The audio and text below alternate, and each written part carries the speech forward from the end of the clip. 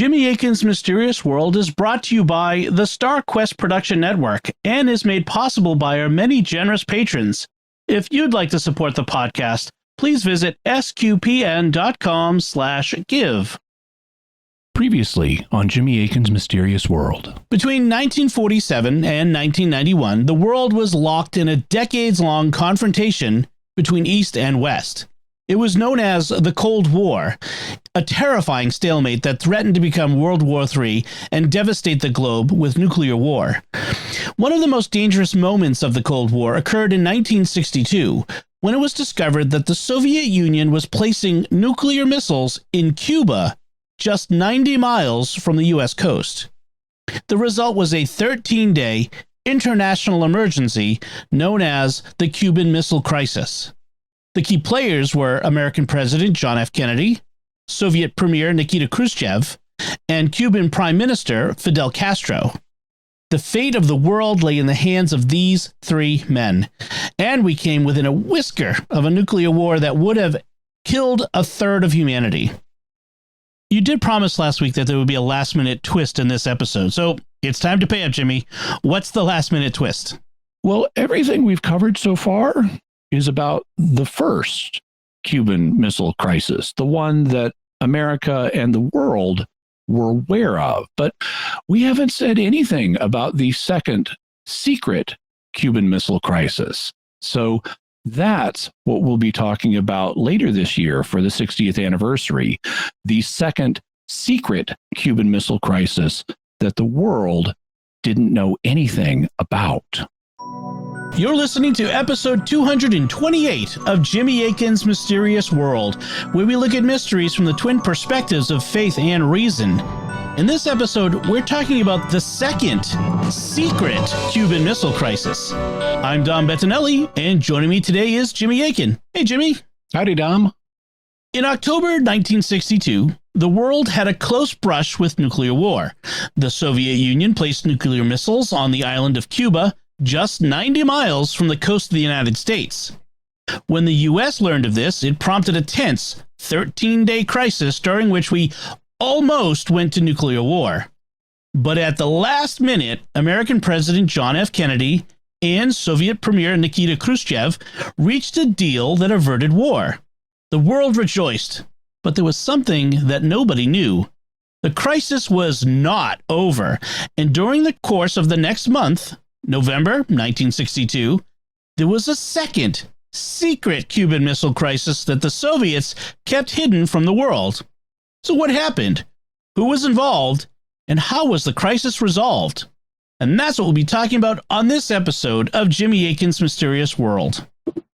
Jimmy, why did you want to cover this mystery now? October 2022 is the 60th anniversary of the Cuban Missile Crisis, and I originally planned to cover the crisis itself this month. But there's the current situation with Russia and the Ukraine, and Russia did a good bit of nuclear saber rattling a few months ago. So people were curious about whether it might lead to nuclear war. I decided, therefore, to move up our look at the Cuban Missile Crisis as a previous close call with nuclear war so that we could comment on the situation and reassure people. My own view, in light of prophetic and other evidence, is that at least at this time, we're unlikely to have a nuclear war as a result of Russia and the Ukraine, as we discussed in episodes 213 and 214. So listeners can go to mysterious.fm/213 and mysterious.fm/214 to listen to them. But now it's October, and so I decided to tell the story of the second secret Cuban Missile Crisis that America and the world did not know anything about. So be prepared for a wild ride. Okay, so let's start with a quick definition of the second Cuban Missile Crisis. What was it? The first Cuban Missile Crisis occurred when the Soviets placed nuclear missiles in Cuba, and then the Americans found out. It was resolved when President Kennedy and Premier Khrushchev reached a deal to remove the missiles. In a sense, the first crisis was about how Kennedy and Khrushchev got to the point of making the deal to remove them. But now they actually had to be removed. So the second Cuban Missile Crisis involved actually getting the missiles out of Cuba. The action thus shifted from Kennedy and Khrushchev to Khrushchev and Castro. could the Russians convince the Cubans to go along with the plan? What if they said no? The U.S. and the rest of the world knew that in November of 1962 that there were negotiations taking place in secret between the Soviet Union and Cuba. But there was something we didn't know, something the Americans had not discovered during the first Cuban Missile Crisis. And that will be a twist in today's episode. All right, look forward to that. So let's give a quick recap of the first public Cuban Missile Crisis, the one that the world knew about. What happened during it?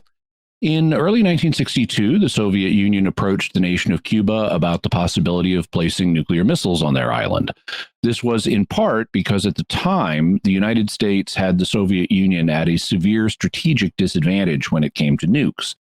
The Soviets had very few intercontinental ballistic missiles, or ICBMs, that were capable of hitting the United States from the USSR, while the US had many more such missiles, including ones much closer to the Soviet Union in Italy and Turkey. To even the scales, Soviet Premier Khrushchev wanted to get some of their missiles closer to the U.S. Cuba is just 90 miles off the coast of Florida, and putting missiles there would, from a Soviet perspective, help address the strategic balance of power, as well as giving the U.S. reason not to invade Cuba, which the U.S. was quite likely to do at some point in the near future. And in fact, the U.S. had attempted to do so using proxy agents in 1961 during the Bay of Pigs disaster, which U.S. President John F. Kennedy had authorized, but he was only willing to go so far, and he didn't give the invasion the air support that was requested. After the Bay of Pigs, Cuban leader Fidel Castro was very concerned that the U.S. would launch another invasion of the island, and he was right to be concerned because that option was very much on the table. It's not clear what Castro initially thought of the plan of putting nukes in Cuba, but by May of 1962, he agreed, and work on the project began. The Soviets pulled out all the stops in trying to keep the project secret, including using maskirovka, a Russian term meaning masking, and it involved deliberate deception, including directly lying to the U.S. officials to keep the project a secret. Upon completion, the project would allow the Soviet missiles to strike almost anywhere in the 48 continental states. However, on October 14, 1962, photographs of the missile bases, which were under construction, were obtained by an American U-2 spy plane. This was reported to President Kennedy, and it touched off a 13-day crisis, which began on Tuesday, October 16th, and ran to Sunday, October 28th. The worst day of the crisis was Saturday, October 27th. It was later named Black Saturday because we almost went to nuclear war 3 times on that day. At the last minute, President Kennedy and Premier Khrushchev struck a deal, part of which was public and part of which was secret. In the urgent, hurried negotiations, Premier Khrushchev made a radio broadcast that contained the following offer. I therefore make this proposal. We are willing to remove from Cuba the means which you regard as offensive. We are willing to carry this out and to make this pledge in the United Nations. Your representatives will make a declaration to the effect that the United States, for its part, considering the uneasiness and anxiety of the Soviet state, will remove its analogous means from Turkey. So the Soviets would remove from Cuba the means which you regard as offensive, a phrase that will become important later. And they do that if we removed our missiles from Turkey. The problem was that just the day before, Premier Khrushchev had sent President Kennedy a message in which he was open to removing the missiles from Cuba, and he didn't mention anything about our removing missiles from Turkey. Now, during the crisis, the U.S. had imposed a naval blockade on Cuba to keep any more offensive weapon systems from going there. Since a blockade is an act of war, they called it a quarantine to try to keep war from starting. And President Kennedy agreed to call off the blockade if the Soviets removed the offensive weapons from Cuba and if this was verified by appropriate inspections. At 9 a.m. Eastern Time on Sunday, October 28th, President Kennedy issued a statement in which he said, I welcome Chairman Khrushchev's statesmanlike decision to stop building bases in Cuba dismantling offensive weapons, and returning them to the Soviet Union under United Nations verification. This is an important and constructive contribution to peace. We shall be in touch with the Secretary General of the United Nations with respect to reciprocal measures to assure peace in the Caribbean area. It is my earnest hope that the governments of the world can, with a solution of the Cuban crisis, turn their urgent attention to the compelling necessity for ending the arms race and reducing world tensions. He also agreed that the U.S. would not invade Cuba, and he secretly agreed to pull our missiles out of Turkey and Italy. But this part had to be kept secret, and they told Khrushchev that if he spilled the beans about that part of the deal in public, then the deal would be off. Khrushchev agreed, and the crisis was diffused. And then the Kennedy administration officials, being politicians, everybody lied about it afterwards to make themselves look good, as we talked about in episode 214. So, now that the crisis was over, I imagine there were prayers of thanksgiving being offered up all over the world. No doubt, but it wasn't to everyone's relief. According to a timeline of the crisis on the National Security Archive, although there was a sense of relief and exultation among most of the executive committee members, after word of Khrushchev's decision is received, several members of the military Joint Chiefs of Staff are less enthusiastic. Admiral George Anderson reportedly complains, "We've been had," while Air Force General Curtis LeMay suggests that the United States go in and make a strike on Monday anyway. In the afternoon, the Joint Chiefs instruct military commanders not to relax their alert procedures, warning that the Soviet Union's offer to dismantle the missile sites could be an insincere proposal meant to gain time. So we weren't yet sure if the offer was real or if it was a delaying tactic. And decades later, LeMay reflected on this as a missed opportunity and said, "We could have gotten not only the missiles out of Cuba, we could have gotten the communists out of Cuba at that time." Members of the Joint Chiefs weren't the only people who were extremely unhappy. In Havana, Fidel Castro, who was not consulted or informed of the decision beforehand, reportedly goes into a rage upon hearing of the Soviet move, cursing Khrushchev. We won't use the actual cuss words that Fidel used, but suffice it to say that he said Premier Khrushchev was the son of a female dog, the son of parents who were not married to each other, and a particular body part that's located at the bottom of the digestive tract. Also, a few days later, Castro will publicly state in a speech at the University of Havana that Khrushchev lacked cojones. After meeting with high military leaders during the morning, Castro apparently goes to San Antonio Air Force Base himself in order to shoot down a U.S. low-altitude aircraft. However, U.S. planes do not pass over the base. So Castro's spontaneous airplane hunting trip did not bear fruit. But suffice it to say, he was really, really mad.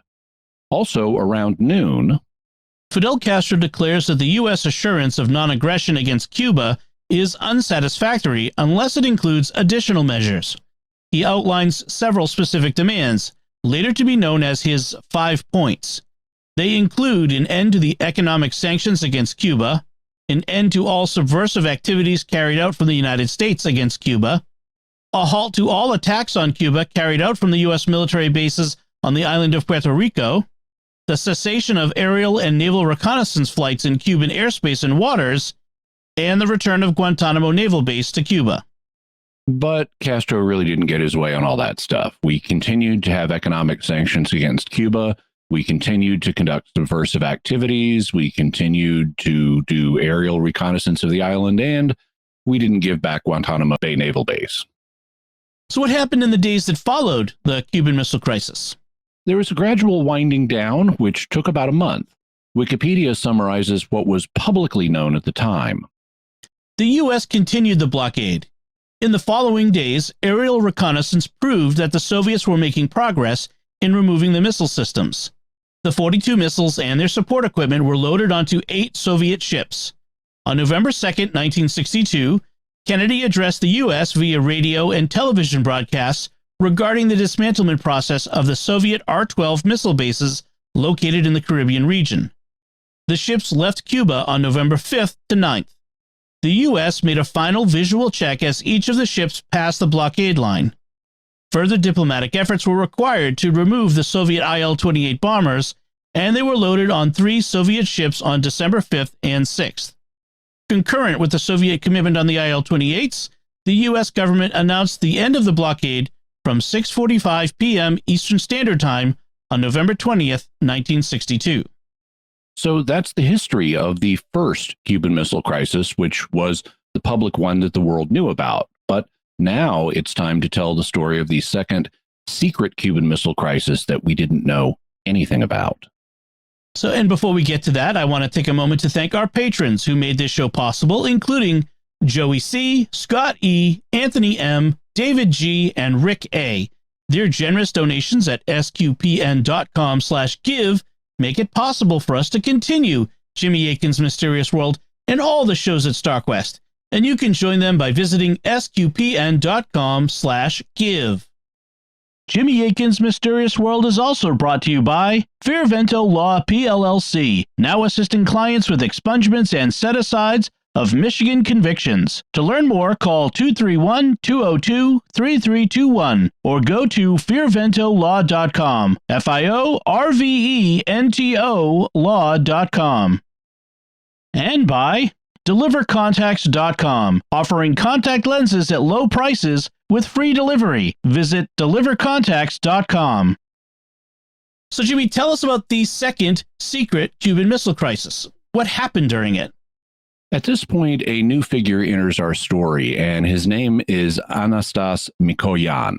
Mikoyan was born in 1895, and he died in 1978 at the age of 82.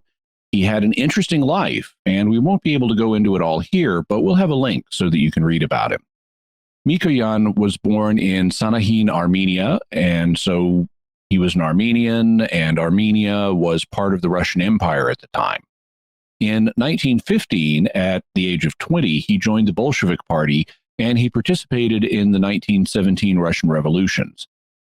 Afterwards, he rose to a high position of power in the Communist Party, and he remained at the top throughout the reigns of Lenin, Stalin, Khrushchev, and Brezhnev, which is quite a record given all the purges and violence that occurred during that time. Mikoyan was described by a Soviet official who said, "The rascal was able to walk through Red Square on a rainy day without an umbrella and without getting wet. He could dodge the raindrops." He also had a famous brother, Artem Mikoyan, and in 1939, Artem and a man named Mikhail Gurevich founded the Russian Aircraft Corporation. It's commonly known as MiG, with the MI coming from Artem Mikoyan and the G coming from Mikhail Gurevich. The company also is just called Mikoyan sometimes. So all of those MiG fighters that caused problems for America during the Cold War were produced by the company that Anastas Mikoyan's brother founded. After the Russian revolutions of 1917, Anastas himself helped to found a commune in Baku, Azerbaijan, but Baku fell after a battle in World War I, and the 26 commissars or commune leaders were all arrested, except for Mikoyan, who led a commando group and broke them out of prison. They fled, but they were recaptured and executed, except once again for Mikoyan. He survived. His name was apparently left off a list of the 26 commissars, and he wasn't killed. And in 1920, Mikoyan married a woman named Akin Tumanyan. How many children did they have? Together, they had 5 sons. They also adopted 2 other sons, and in the poor Soviet economy with 7 boys in the house, they had financial difficulties. To help make up the difference, Mikoyan's wife would borrow money from high-ranking Soviet women who had fewer children, but she kept this secret from her husband, and the sons later said that if their father had known, he would have been furious. And what was happening with Mikoyan's political career? In 1924, after Lenin's death, Mikoyan supported Stalin in the resulting power struggle, and Stalin came out on top. And in 1926, Mikoyan was appointed People's Commissar of External and Internal Trade. In this capacity, he started importing ideas from the West, like convenient canned food. Woohoo! Go canned food. In 1935, he spent 3 months in America on a goodwill trip studying how Americans did things. He met with industrialist Henry Ford of the Ford Motor Company. He inspected Macy's department store in New York City. And after he came back, he introduced many American foods to the Soviet Union, including hamburgers, ice cream, cornflakes, corn on the cob, grapefruit, popcorn, and tomato juice. While he was at Macy's, Mikoyan was particularly impressed by the hamburger patty machines he saw that would take, ground beef and make hamburger patties out of them. And he ordered 22 of these machines to take back to the Soviet Union, which is how the hamburger got introduced there. However, there were problems producing hamburgers during World War II, and so they came up with a substitute ground meat cutlet, usually made from pork or beef, and used those instead. These became known as mikoyan cutlets, and mikoyan cutlets became an extremely popular and inexpensive food. Mikoyan also popularized ice cream, and for a long time he kept control of ice cream production in the USSR. Stalin joked about this by saying, "You, Anastas, care more about ice cream than about communism." And who doesn't? I mean, I certainly care more about ice cream than communism. Mikoyan also oversaw the production of a new cookbook, which came out in 1939. It sold millions of copies and became a staple of Soviet cookery, and it was known as the Book of Tasty and Healthy Food. So shortly after this, World War II broke out, and Hitler attacked the Soviet Union in June of 1941 during Operation Barbarossa. What happened with Mikoyan as a result? He was placed in charge of transporting food and supplies in the Soviet Union, which was an extremely important job, as Mikoyan was keeping the Red Army's anti-Nazi warfighting efforts stocked and supplied. He also helped move Russian industry to cities farther east so the Nazis couldn't get their industrial production centers. But after the war, Stalin's attitude towards Mikoyan soured. This may have been in part because Mikoyan was not afraid to speak his mind, and he often argued with Stalin. Mikoyan was accused of plotting against the leader, and Stalin planned a purge against him. But Stalin died in 1953 before he could carry out his plan, so Mikoyan survived once again. What happened with Mikoyan after the death of Stalin? In the power struggle that followed, Mikoyan supported new premier Nikita Khrushchev, who came out on top. In 1956, Khrushchev and Mikoyan began the process of de-Stalinization, and Mikoyan helped Khrushchev prepare what's known as his secret speech to the 20th Party Congress, in which Khrushchev denounced Stalin's cult of personality. In 1957, an attempt was made to remove Khrushchev from power, but Mikoyan refused to back it, which helped cement his position as one of Khrushchev's most reliable allies. In response, Khrushchev appointed Mikoyan first deputy premier, which made him the number 2 man in the Soviet Union, though Mikoyan continued to speak his mind and would tell Khrushchev when he disagreed.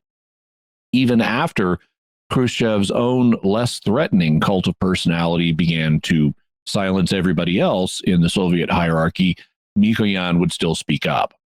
For example, after the Berlin crisis of 1958 and 59, Khrushchev wanted Mikoyan to go on a goodwill trip to the United States to ease tensions.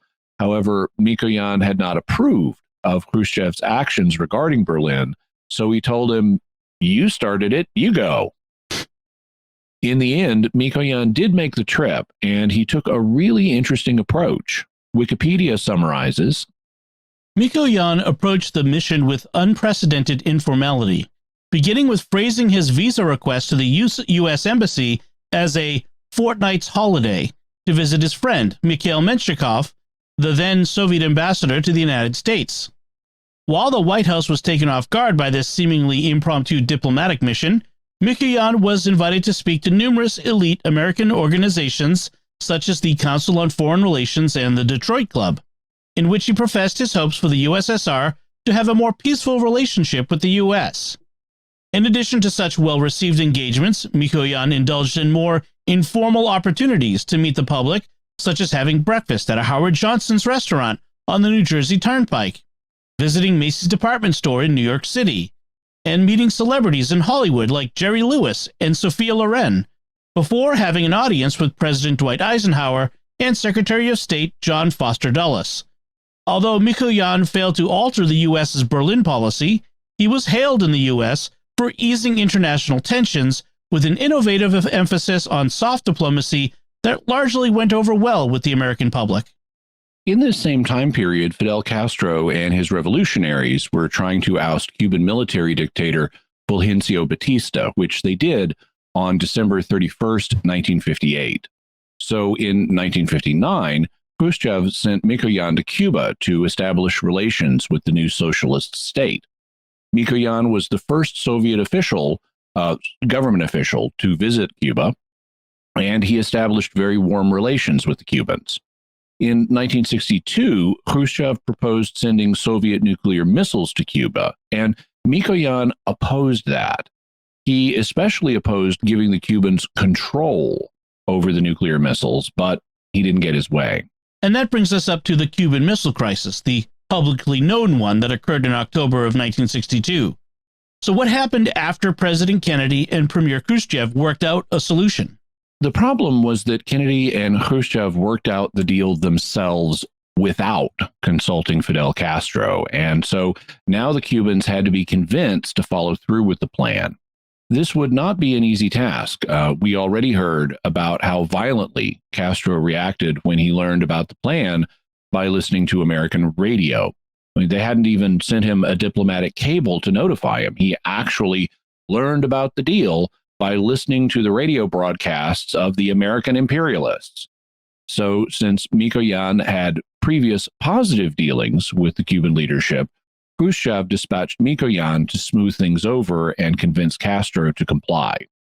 Mikoyan took one of his sons, Sergo, with him on this trip, and in 2012, Sergo published an extensively documented book about the Second Cuban Missile Crisis and his father's role in it. The book is called The Soviet Cuban Missile Crisis: Castro, Mikoyan, Kennedy, Khrushchev, and the Missiles of November. And this book will be our principal source of information today. In episodes 213 and 214, you pointed out that Robert Kennedy's book about the crisis, 13 Days, was written in a self-serving way that didn't tell the whole story and that misrepresented Bobby Kennedy's actions to make himself look good. So how much potential is there for that in this book? Well, I can't rule out that there's some distortion in the book. That's almost inevitable in historical accounts. However, the book is extensively documented. In fact, it contains 300 pages of primary source documents like telegrams and memoranda that were composed at the time. Also, Sergo isn't uncritical of his father. He's not portraying him as if he's always right. Sergo will periodically point out that his father was incorrect in assessments he made, whereas someone else had a more accurate view, at least on certain points. Between the 300 pages of primary source documentation and Sergo's willingness to say when his father was wrong, it seems to me that the book should be at least largely reliable. Then let's talk about Mikoyan's trip to Cuba. What was he trying to achieve? He had a number of key goals, and these included the following 7 points. 1. He had to convince the Soviets that their safety was assured and that there wasn't going to be an invasion, even though the missiles were to be removed. 2.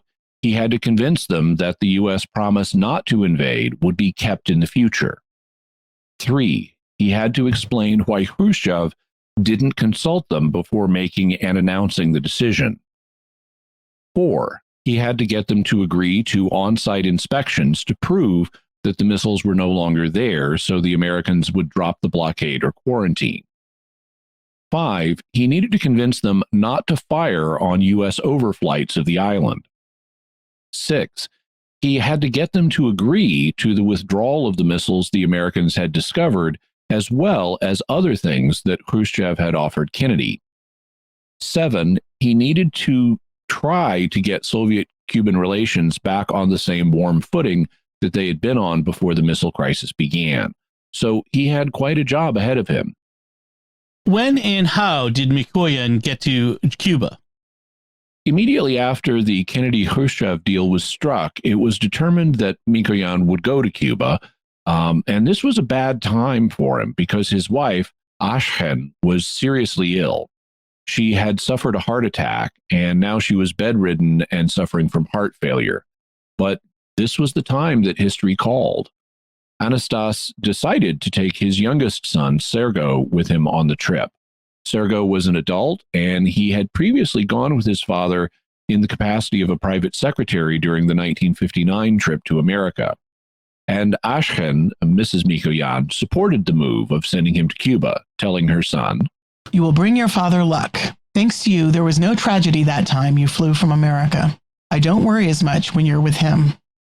Consequently, shortly after the Kennedy-Khrushchev deal was struck on Sunday, October 28th, Anastas and Sergo Mikoyan left the Soviet Union.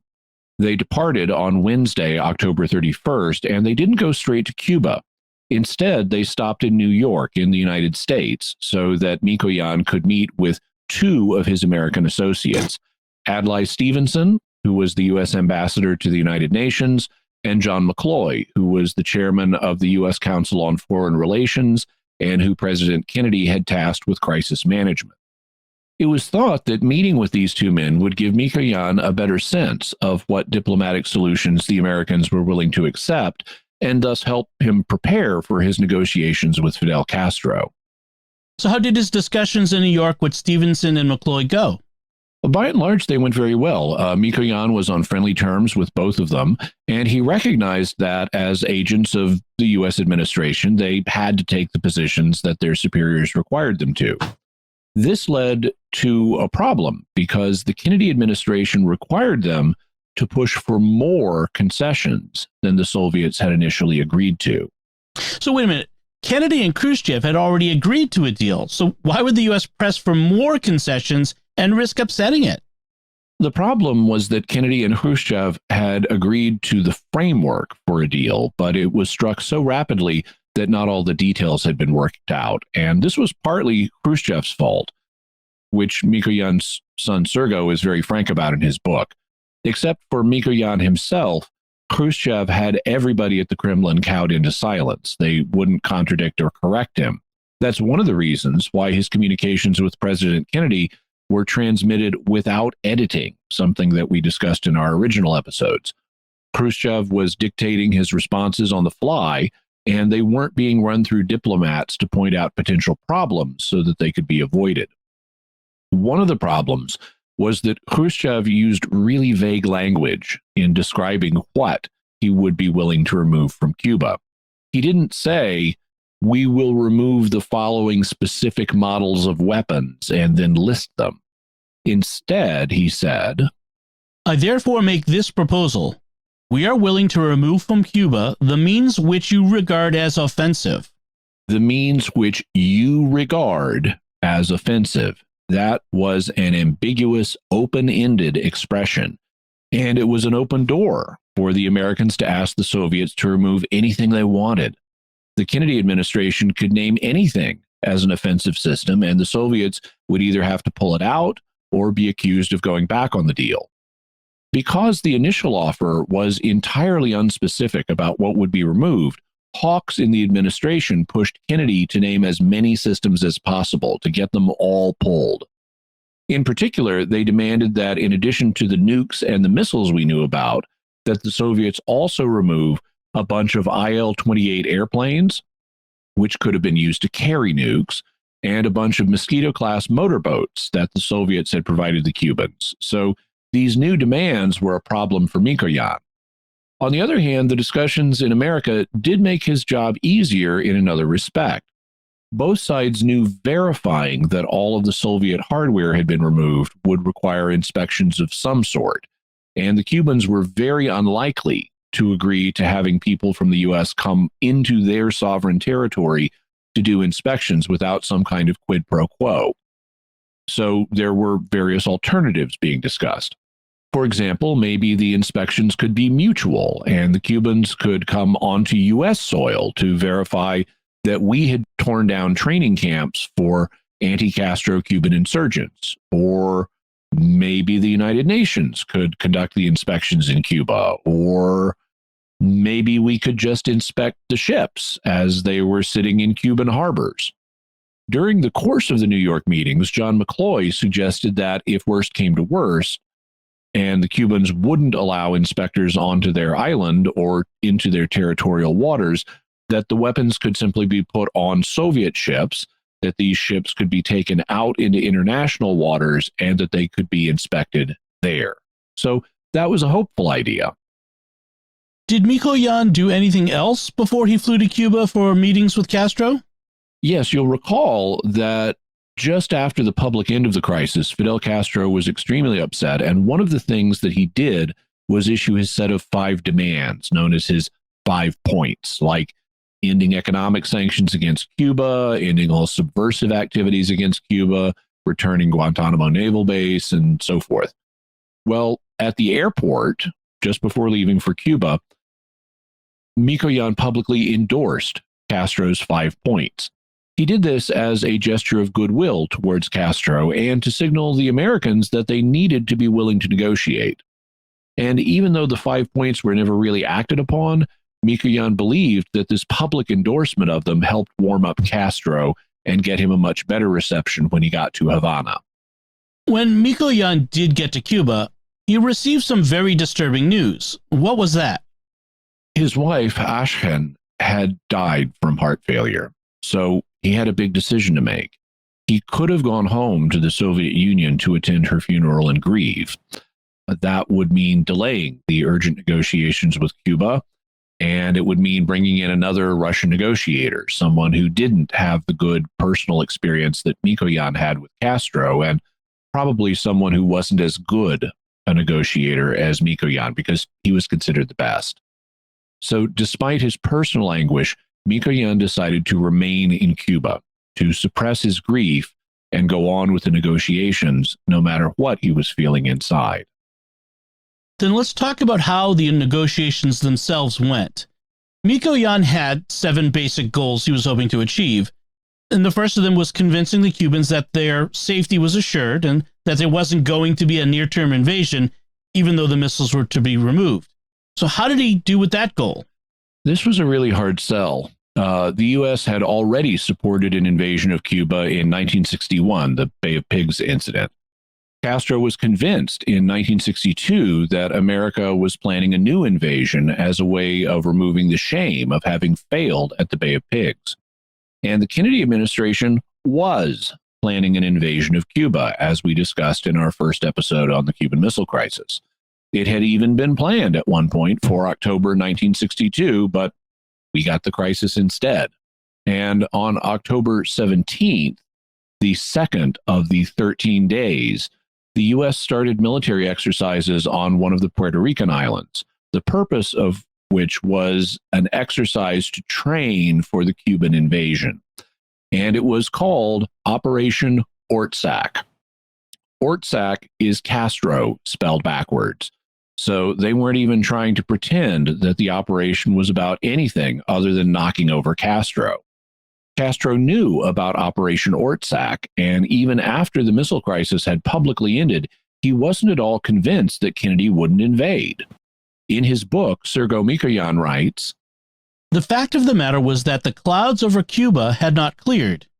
In November, particularly on November 8th, U.S. armed forces had moved up to Florida's south shores in expectation of a command to storm Cuba. Even the number of American casualties had been calculated, down to one person, as only the Americans can calculate, a total of 18,484 people, and of that number, 4,462 on the first day. R. Gotthoff said in 1992 that the buildup at that time included 1 Marine and 5 U.S. Army divisions, of which 2 were airborne. It included a paratroop force larger than the one that had landed in Normandy. The force totaled 100,000 Army and 40,000 Marine combat troops. The Navy had 183 ships, including 8 aircraft carriers on station. The airstrike plan called for 1,190 strike sorties on the first day, and potential casualties were estimated at 18,500 in 10 days of combat. At a conference in Havana in 1992, Soviet General Gribkov reported that our intelligence was informing us that an air attack and an invasion of Cuba were being prepared. Together with the Cuban military, we developed the defensive strategy. We considered the possibility that, as a result of the fighting, Cuba could be separated into several parts. Accordingly, we planned for our units to control those regions. The morale of our and Cuban armed forces was very high. Everybody was prepared to fight to the end. And though we won't spoil the surprise just yet, the American casualty estimates of just 18 or 19,000 troops being killed were way too low. They would have been much, much worse than that, because there was something about the situation in Cuba that the American military planners didn't know. So there's a twist coming. In any event, Mikoyan really had his work cut out for him trying to convince Castro that Kennedy would keep his word and not invade with all that was going on. However, he could say, look, they've got all this military buildup happening in case the agreement doesn't hold, so your best chance of avoiding an invasion is to go ahead and comply. Otherwise, they will invade. And in the end, he got Castro's cooperation, though Castro never really trusted the Americans to keep their word. What about after the current crisis? Was Mikoyan able to convince Castro that the U.S. would keep its promise not to invade in the long term? There were hopes of getting the U.S. to put that promise in writing in the form of a document with the United Nations, but that didn't end up happening. However, Mikoyan argued that there was still good reason to trust the U.S. going forward. Kennedy had made the promise not to invade publicly, and so it would look really bad on the world stage if he did invade. Unless the Cubans did something to provoke an invasion, it would look like a really big dominant country picking on a little underdeveloped one. Among other things, it would alienate members of the NATO alliance that the United States was trying to hold together. And so, as long as the Cubans sat tight and honored the deal, Kennedy wouldn't invade. Also, everybody, including the Cubans and the Soviets, expected Kennedy to win re-election in 1964, and that would mean that Cuba would be safe until at least 1969. Probably it would be safer for longer than that, because when an American president publicly commits to a course of action with regard to a country, it sets a precedent that influences his successors, or at least it did back in 1962 before American politics became as hyper-partisan as it is now. So whoever Kennedy's successor was would likely honor the promise not to invade also, as long as Cuba didn't do anything to provoke the U.S., which would protect them into the 1970s if Kennedy won re-election. And in fact, we never did invade, so Mikoyan was right about that, though Castro still didn't trust the Americans. What about Mikoyan's goal of explaining why Khrushchev didn't consult Cuba before making and announcing the decision?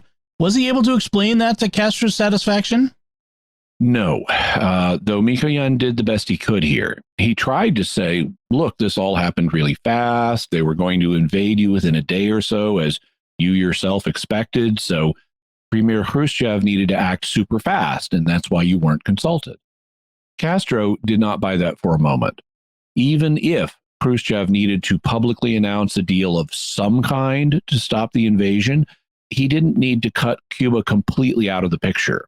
He could have said, Mr. President, on the part of the Soviet Union, we have no objection to pulling the missiles and doing this or that, but we can't do so unilaterally. We need to make sure our Cuban allies consent. So now let us pause so we can consult them. That would have been an eminently reasonable thing to do, and it would have gotten the peace deal on the table, stalled the invasion plan, and given time for proper consultation with Cuba. Instead, Khrushchev just assumed Cuba would comply with whatever he decided. He ignored Castro's interests, and Castro knew it. In his book, Sergei Mikoyan is pretty harsh on Khrushchev about this, noting that people in the Kremlin habitually deferred to him and suggesting that Khrushchev had a kind of superpower syndrome, where the head of a world superpower just assumes that smaller countries will go along with what it wants without really thinking about it from their perspective, something that American leaders during the Cold War tended to assume too. So Castro was never satisfied with the explanations of why Khrushchev didn't consult him. Castro really liked Mikoyan and said very warm things about him, but he personally resented and distrusted Khrushchev after this. What about Mikoyan's goal of getting the Cubans to agree to on-site inspections to prove that the missiles were no longer there so the Americans would drop the blockade or quarantine? This led to some internal fireworks during the negotiations.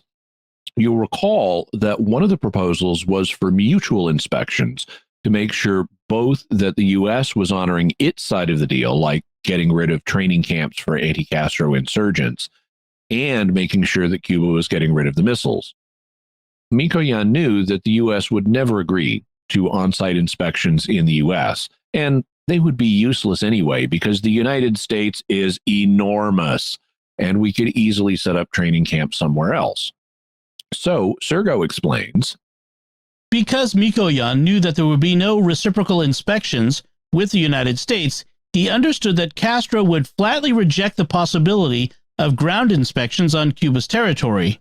So he suggested a compromise: to accept United Nations Secretary General U Thant's proposal to have his representatives approach Soviet ships in Cuban ports and, without even stepping on the ships, to document the presence of missiles on board. The Americans would be told that the inspection took place in Cuba. With a little stretch, Khrushchev's promise could be considered to be officially fulfilled. Mikoyan thought that this compromise would be well received by Castro. In fact, he'd been assured by the Soviet ambassador to Cuba, who had apparently spoken with someone in Cuban leadership, that Fidel would agree. But he didn't. And instead, he made a very dramatic announcement. Fidel rejected this proposal right away. All his emotions were heated, and they stirred up the recent injuries. As a result, he made a statement that sounded virtually like a proposition to end all the military ties between the USSR and Cuba. Here is how Mikoyan described what happened in his telegram to Moscow. Then, speaking in an outwardly calm tone, Fidel suddenly made the following unexpected statement. I would like to say, Comrade Mikoyan, and I speak for the entire Cuban people, that we will not agree to a unilateral inspection. We do not want to compromise the Soviet troops and endanger world peace. If our position puts world peace in jeopardy, we would think it would be more appropriate to consider the Soviet side free of their obligations. We would put up our own resistance, come what may. We have the right to defend our dignity.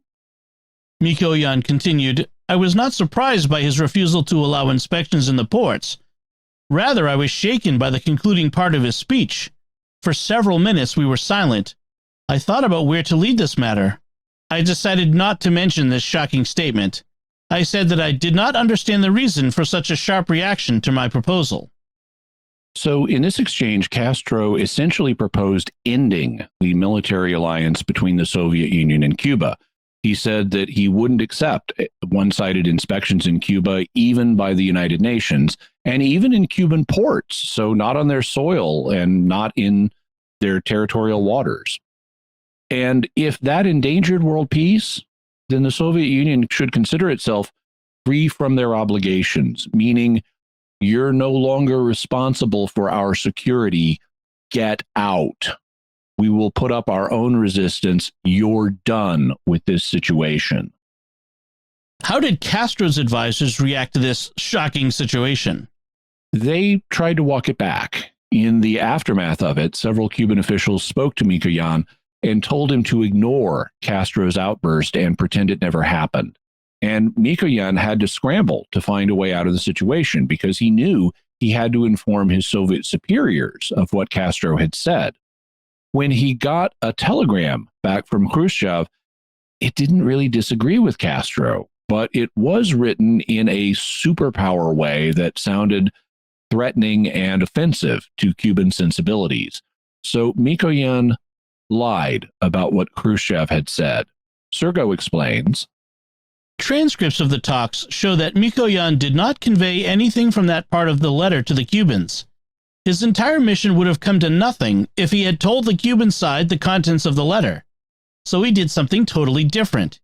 He even improvised part of the letter, reading what Khrushchev had never written, saying, I noted that Comrade Khrushchev emphasizes the fact that the ground inspections in Cuba are out of the question because they are unacceptable to the Cuban government. This made a big impression on them.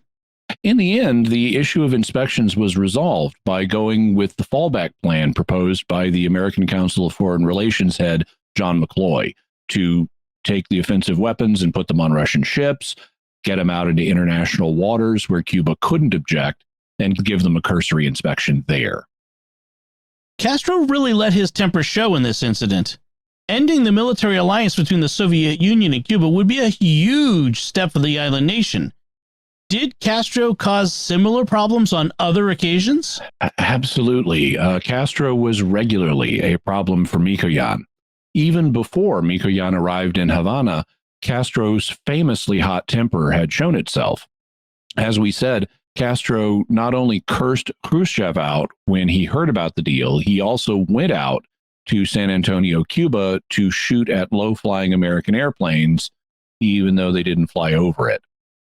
And the Soviet ambassador telegrammed Moscow, telling them how angry Castro was and saying, "In my 3 years of close contact with Fidel Castro, I have never seen him so distraught and irate."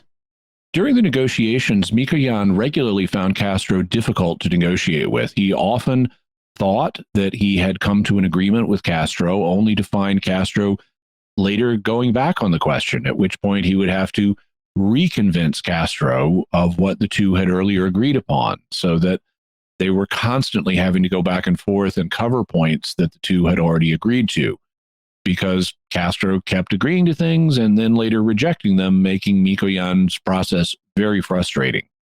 At one point in the negotiations, despite the high regard that Castro held Mikoyan in, he simply left, and he stayed away for 2 days. Mikoyan didn't know what had happened. They'd just had a difficult conversation in which Mikoyan had to inform Castro that the Soviets had agreed to remove their IL-28 airplanes from Cuba, and the next day Castro wasn't anywhere to be found. As we'll hear, Mikoyan got the negotiations back on track using a little ruse, but it illustrates the kinds of things that he had to go through in dealing with Fidel. One of Mikoyan's goals was to convince Castro not to fire on U.S. overflights of the island. How well did the negotiations on that point go? This one is quite interesting. For some time, the U.S. had been conducting overflights of Cuba using U-2 spy planes to monitor what was happening in the country. And that's how we discovered the missiles in the first place, after all. And U-2s are designed to fly at very high altitudes, well above the range of the anti-aircraft weapons that the Cubans had. So there really wasn't anything you could do about the U-2 overflights. And as part of the wind down from the public crisis, the Cubans had agreed not to shoot at U.S. planes temporarily, but the U.S. had also begun to use low-flying aircraft to do reconnaissance on Cuba. And this was viewed as a deliberate provocation.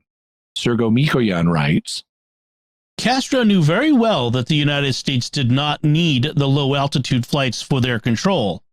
U-2 planes were flying regularly and conducting aerial photography. But these planes were virtually invisible and inaudible from the ground, so let them fly at that altitude. The low-level flights were used to humiliate the Cuban army and the population to demonstrate their impotence. In fact, Fidel told Mikoyan that he visited air defense squadrons of the Cuban army and saw the fighters simply weeping with helplessness as they told him how the American pilots make hedge-hopping flights and make fun of them, knowing that they are not allowed to fire. Castro didn't have the weapons needed to do anything about the U-2s, but he really wanted the humiliation of the low-level flights to stop. He also really did not want the Russian IL-28 airplanes to be removed from Cuba, as the Americans were demanding. So he decided to do something without telling the Soviets. He told Mikoyan, "We should not tie the issue of American flights over Cuba to the removal of the IL-28 bombers, since we already agreed that Cuba will send a statement to UN Secretary General Utant regarding the flights." Then he said that several hours ago, he sent such a statement to Utant. This was a shock to Mikoyan to learn that the Cubans had already undertaken this decision and communicated it to the United Nations without informing him. And that was a bit of payback on Castro's part for the Soviets not consulting him when they made their deal with President Kennedy. And Fidel threw the same excuse back at the Soviets that they had tried to use on him for why they didn't consult him. Namely, he couldn't wait and needed to act urgently. Fidel Castro made the following reply. I could wait no longer, and while visiting the anti-aircraft gunners today, I told them that starting on Sunday, or maybe Saturday, we will open fire on all American airplanes flying over our aerodromes, ports, and military bases. Of course, we will only fire within the range of our anti-aircraft artillery. And this was a pretty skillful move on Fidel's part. I mean, he had no ability to stop the U-2 overflights, but he could and would end the humiliating and unnecessary low-level flights. He announced the decisions publicly in a letter to the United Nations several days in advance of his order going into effect, so that the U.S. would have several days of warning to stop the low-level flights and not endanger their pilots. And he did all this without consulting the Soviets, sending them the message, I'm not your lapdog. How do you like it when you're not consulted? One of the key goals for Mikoyan was to get the Cubans to agree to the withdrawal of the missiles the Americans had discovered, as well as other things Khrushchev had offered Kennedy. So what happened here? It varied depending on the situation we're talking about. One of the late demands, which the Americans made only after the public crisis was over, was for the removal of Mosquito-class motorboats. But these weren't really an offensive system. They were essentially defensive. And so the Americans backed down on that demand, and the Mosquito motorboats stayed in Cuba. When it came to the IL-28 bombers, there was a difference of opinion. While you could load nukes onto these bombers, they were essentially airplanes and not really offensive systems in and of themselves. Privately, Kennedy had indicated that he really didn't care about the IL-28s and that he'd be okay with them staying in Cuba. But his advisors pointed out that he had mentioned them in his televised speech to the U.S. public when describing offensive systems the Russians were putting into Cuba, and so Kennedy agreed to go along and make this demand. Mikoyan was of the opinion that the planes should not be removed, and Castro agreed. He wanted them to stay. But Premier Khrushchev wanted to do everything possible to end the crisis and not give the Americans any pretext for saying that they were going back on their word. So Khrushchev insisted that the planes be removed. Mikoyan communicated this to Castro, and it was at this point that Castro vanished for 2 days. At first, Mikoyan thought Castro was taking a day to cool down and consider what he might do, but then Castro didn't show up the next day either. In Mikoyan's own words, the next day, he just took off for some distant province without excusing himself with something like, I'm leaving, please do such and such activity, go and visit such and such a place. He could have said, I have some business to take care of, please take some time and visit any place you would like. But he did not say a word. I am waiting for him to schedule a time for a meeting. Then I find out that he went to a province and did not leave any instructions. I'm waiting there like a fool. He could have told me to use the time to rest or something of the sort. He had such a violent temper. It's true that we had disagreements, but he has an anarchistic type of personality. But overall, I usually succeeded in convincing him. Sometimes the process would begin all over again. We would come to an agreement on everything, and the next day he would begin defending his old position. For 5 days in a row, I could defend some issue and bring it to a close every day, and we would reach an agreement just to have him begin it all over again in a few hours. He is an interesting person. I respect him. As a person, he is honest and good. I cannot say a bad word about him, but sometimes his behavior was just impossible. So Mikoyan was just cooling his heels, waiting for another meeting to be scheduled with Castro, but nobody told him anything for 2 days. So he decided, two can play at this game. If Castro is going to go off without telling me, I can go off without telling him.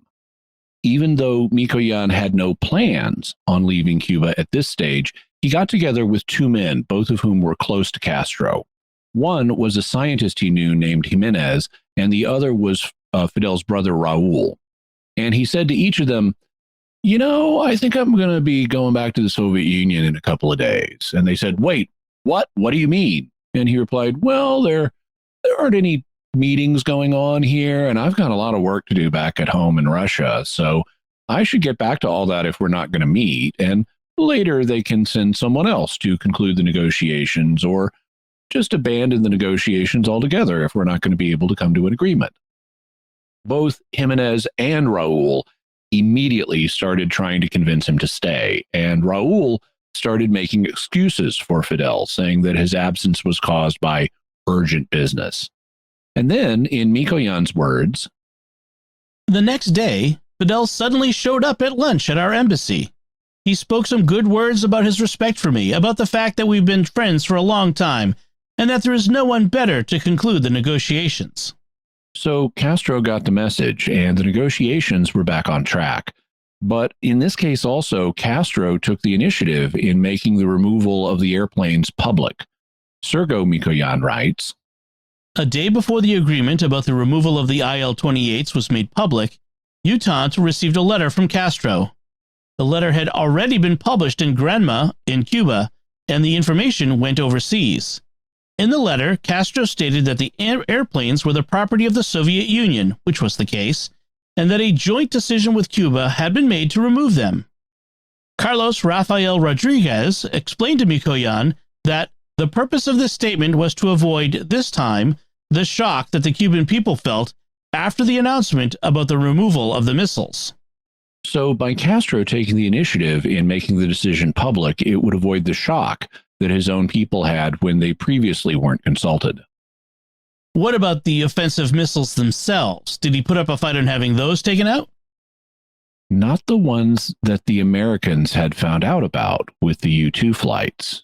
Khrushchev had agreed to pull those, and Castro also agreed.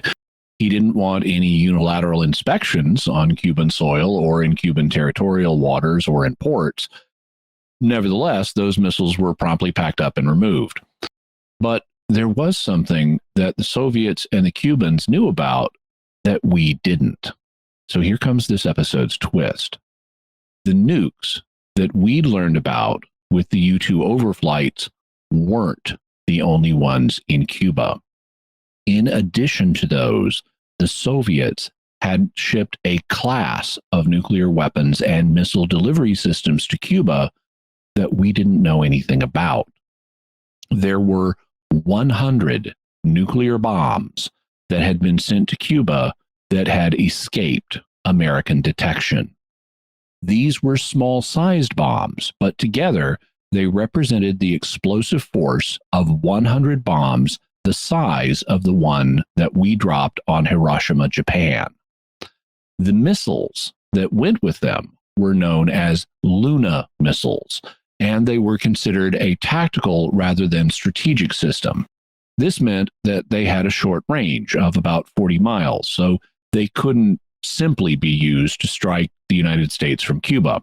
But they could be used to strike a U.S. invasion force heading to Cuba, which is why the military estimates of U.S. casualties that we mentioned earlier were way too low. If a U.S. invasion fleet was heading towards Cuba, the Luna missiles could have simply been used to drop tactical nuclear weapons on the ships, killing everyone on board and decimating the fleet. And in wartime, they could have put the Luna missiles on ships, gotten the ships close to the U.S., and nuked targets on the mainland, though that wasn't their purpose. Some in the Soviet Union wanted to leave the undetected Luna missiles and nukes in Cuba, along with Soviet military officials to control and operate them. According to British journalist Joe Matthews, that even included Premier Khrushchev.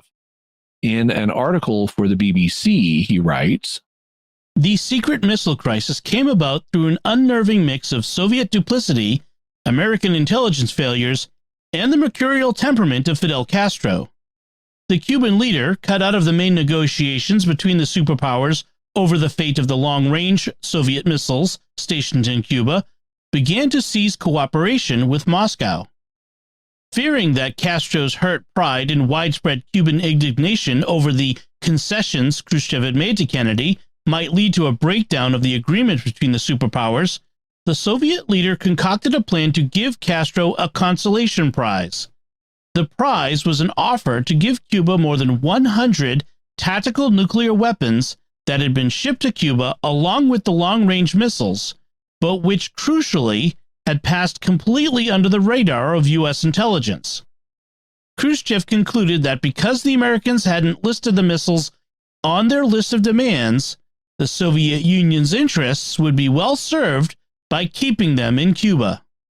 Matthews then turns to Mikoyan's visit to Cuba, writing, Kremlin number 2, Anastas Mikoyan, was charged with making the trip to Havana, principally to calm Castro down and make him what seemed like an offer he couldn't refuse.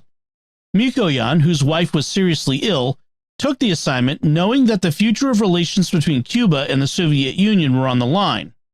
Shortly after arriving in Cuba, Mikoyan received word that his wife had died, but despite this, he pledged to stay in Cuba and complete negotiations with Castro. In the weeks that followed, Mikoyan kept the detail of the missile transfer to himself while he witnessed the mood swings and paranoia of the Cuban leader convinced that Moscow had sold Cuba's defense down the river. Castro particularly objected to the constant flights over Cuba by American surveillance aircraft and, as Mikoyan learned to his horror, ordered Cuban anti-aircraft gunners to fire on them. Knowing how delicate the state of relations was between the U.S. and Russia after the worst crisis since World War II, U.S. forces around the world remained on DEFCON 2, one short of global nuclear war, until 20 November. Mikoyan came to a personal decision that under no circumstances should Castro and his military be given control of weapons with an explosive force equal to 100 Hiroshima-sized bombs. And late in his trip, Mikoyan learned something alarming. The Cuban Ministry of Foreign Affairs, or MFA, was planning to send a message to its UN representative that mentioned these nukes. He thus sent an urgent telegram to Moscow. Special Telegram number 1892. To the Central Committee of the Communist Party of the Soviet Union. I do not consider it a coincidence that Cuba's Ministry of Foreign Affairs gave our ambassador, Comrade Alexeyev, a copy of its instructions to the UN representative, which contains a reference saying that we have tactical atomic weapons which should be kept. Tomorrow, on November 22nd, the conversation that will start at 22 o'clock or 10 p.m. Moscow time could, among other things, touch upon the fate of the new military agreement. In connection with this, the present question could arise, which I will have to answer. Following this telegram, Moscow took action. Sergo Mikoyan writes, Moscow asked the Cuban MFA to take measures to remove the phrase about tactical atomic weapons from the directive for the UN representative in order to prevent an information leak. After all, the United States still did not know about the presence of the Luna missiles with nuclear warheads on the island. The meeting that Mikoyan referred to began at 10 p.m. Moscow time, which was 2 p.m. in Cuba. It went on for 4 hours, which is a really long meeting. And it did not begin well. Castro was in a bad mood, and the meeting was tense. The reason Castro was in a bad mood was that President Kennedy had made a speech earlier in the day. In this speech, he referred to, among other things, all nuclear missiles being removed from Cuba and all Soviet troops being removed from Cuba. Mikoyan tried to reassure Castro, but then this exchange occurred. Castro said, I am still in a bad mood because some points are still unclear to me. I am concerned first of all by Kennedy's statement that all nuclear weapons were removed from Cuba. Has the Soviet Union ever given such a promise? Is it true that all the tactical nuclear weapons are already removed? Mikoyan said, the Soviet government has not given any promises regarding the removal of the tactical nuclear weapons. The Americans do not even have any information that they are in Cuba. So then the tactical nuclear weapons are here and no assurances were given regarding their withdrawal? Not about the tactical nuclear weapons. Therefore, then, the weapons are here? Yes, they're here. They are in Comrade Pavlov's hands. Castro then brought up the fact that Kennedy indicated that all Soviet troops would be removed from Cuba.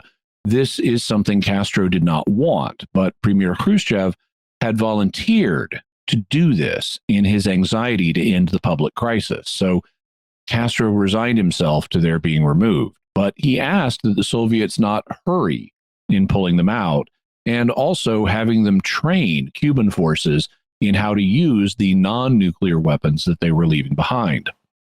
Castro also made pointed remarks, saying that he would not have agreed to the Soviet missiles if Cuba had known that they were just going to be pulled out, that he really didn't want them in the first place, and that he only accepted them out of a sense of duty to the socialist camp.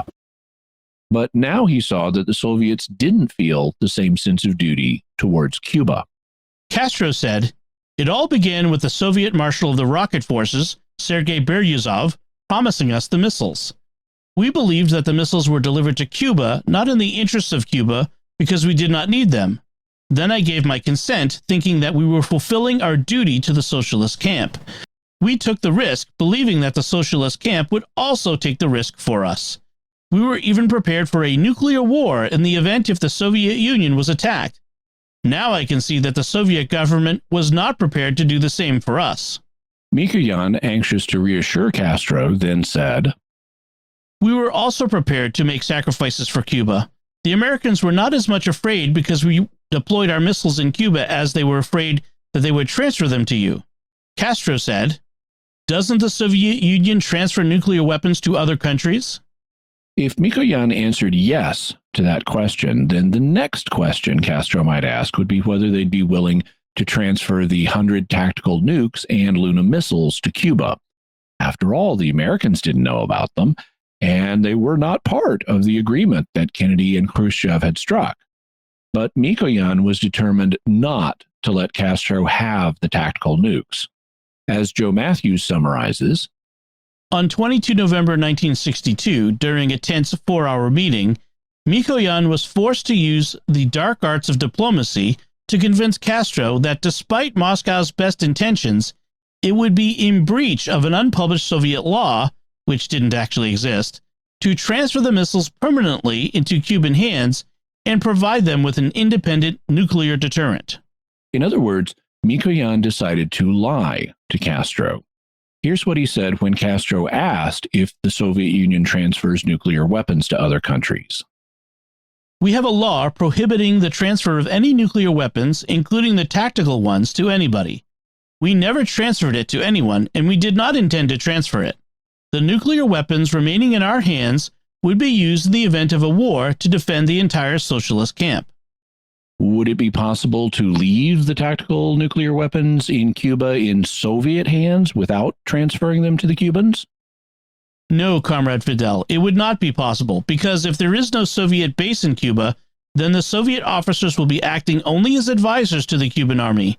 The Americans are not aware that the tactical nuclear weapons are here, and we are taking it out not because of the American demands, as you would think, but of our own will. I understand you, Comrade Mikoyan. However, we thought that the jointly developed strategy is a factor in strengthening the ties between the countries of the socialist camp, both in the political and psychological sense. We are not afraid of responsibility. We understood the Soviet statements in their direct sense, not in a figurative sense. We did not think that you would choose the less dangerous option. If we had known about it, we would not have agreed to the deployment of the Soviet missiles in Cuba. So Castro was continuing to find fault with the Soviet Union and continuing to play the blame game. There was a possibility that this already tense meeting would go sideways. Mikoyan wanted to remind him of the progress that had been made, and so he said, "Are we returning to the first day, Comrade Fidel?" "Maybe we have never left it." "Have you not learned anything?" "We realize that you made a great deal of effort, Comrade Mikoyan, and we thank you for that." "Let's not talk about it." "Good, but still, if one sums everything up, we still have not achieved the acceptance of the 5 points. We made concessions. It did not give us anything other than the lifting of the blockade. And what concessions have you made? What do you think we are? A zero on the left? A dirty rag? We tried to help the Soviet Union get out of a difficult situation. So Castro was clearly angry, and Mikoyan did his best to calm him down. As the 4-hour meeting went on, there was an incident in which, in quick succession, the exhausted translator made a couple of mistakes, causing Castro and Mikoyan to misunderstand each other. Sergo Mikoyan explains, At this point, Ernesto Che Guevara, who had a quick sense of humor, took his gun out of its holster, moved it along the large table toward the translator and said, "It seems to me that there's just no other option for you." Everybody had a good laugh. And yeah, that's good. While that broke the tension for the moment, Castro returned to the subject of the imaginary Soviet law that Mikoyan had lied about it. Still seeking a way to get control of the tactical nukes, Castro said, "So, you have a law that prohibits the transfer of tactical nuclear weapons to other countries. It is a pity. And when are you going to repeal that law?" Mikoyan did a typical diplomatic thing at this point and said, "We will see. It is our right to do so." Basically, that's a non-committal response that was designed to pacify Castro without giving him a direct no.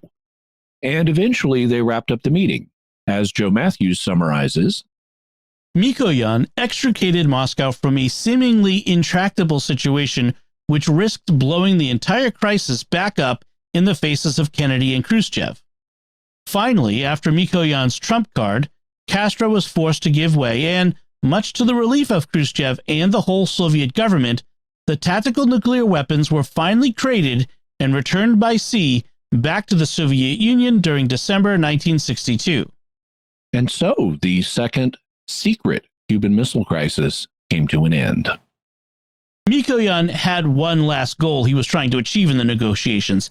He wanted to get Soviet-Cuban relations back on the same warm footing they had before the missile crisis began. So how well did he succeed in this?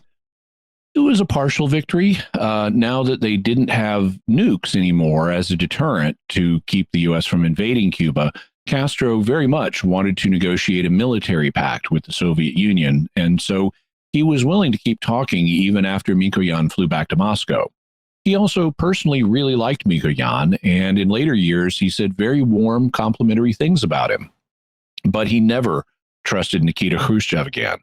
And so that remained a black spot on Soviet-Cuban relations, though he kept it largely out of the public eye until after Khrushchev's fall from power in 1964.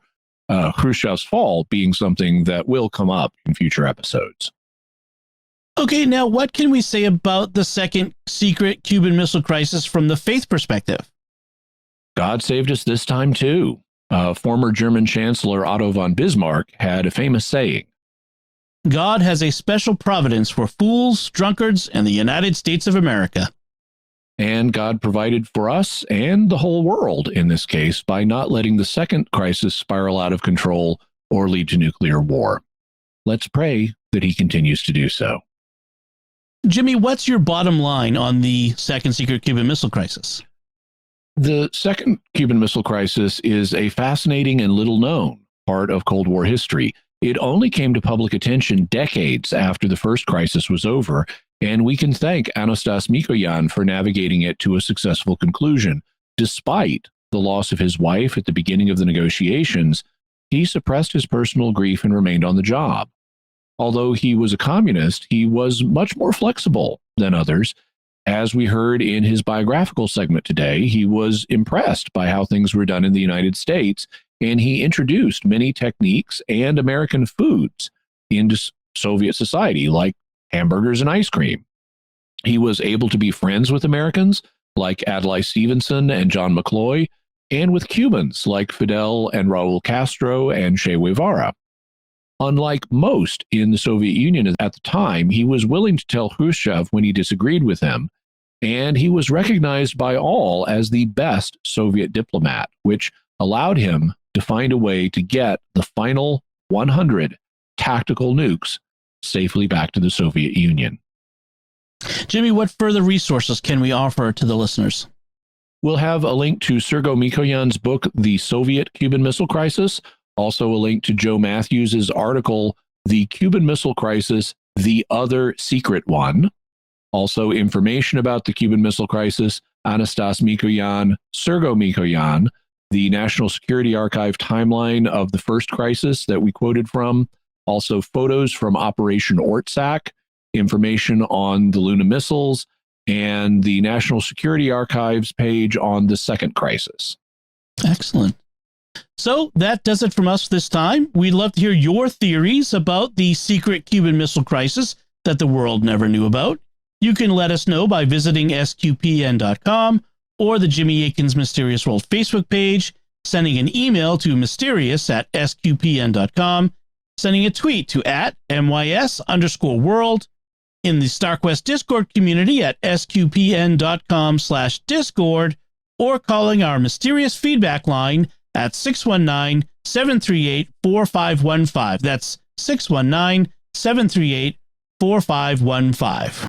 And I want to say a special word of thanks to Oasis Studio 7 that does the video and animation work on this episode and on all of the Mysterious World episodes. You can find out more about them if you have video and animation needs by checking out the work that they do on my YouTube channel. Just go to youtube.com/Jimmy Akin. And while you're there, I am trying to grow my channel. We just passed 30,000 subscribers, and so help us get to 50,000. While you're there, please like, comment, and subscribe, and also hit the bell notification so that YouTube will actually tell you when we have a new episode of Mysterious World or any of the other videos I do. So, Jimmy, what's our next episode going to be about? Next week, we're going to begin a two-part look at Ellen Gould White, the founding prophetess of Seventh-day Adventism. Next week, we'll be looking at her life, and the week after that, we'll go into analysis mode and ask, was she a real prophet? Excellent. Folks, be sure to follow Jimmy Akin's Mysterious World in Apple Podcasts, Google Podcasts, Spotify, Stitcher, TuneIn, in your favorite podcast app, or, like Jimmy just said, at youtube.com/Jimmy Akin. And again, hit that bell to get notifications. You can find links to Jimmy's resources from our discussion on our show notes at mysterious.fm/228. And remember, to help us continue to produce the podcast, please visit sqpn.com/give. Jimmy Akin's Mysterious World is also brought to you in part through the generous support of our sponsors, including Aaron Ferguson Electric and Automation at aaronv.com, AARONV.com, making connections for life for your automation and smart home needs in North and Central Florida. And by Catechism Class, a dynamic weekly podcast journey through the Catechism of the Catholic Church by Greg and Jennifer Willits. It's the best book club, coffee talk, and faith study group all rolled into one. Find it in any podcast directory. Until next time, Jimmy Akin, thank you for exploring with us our mysterious world. Thanks, Dom. And once again, I'm Dom Bettinelli. Thank you for listening to Jimmy Akin's Mysterious World on StarQuest.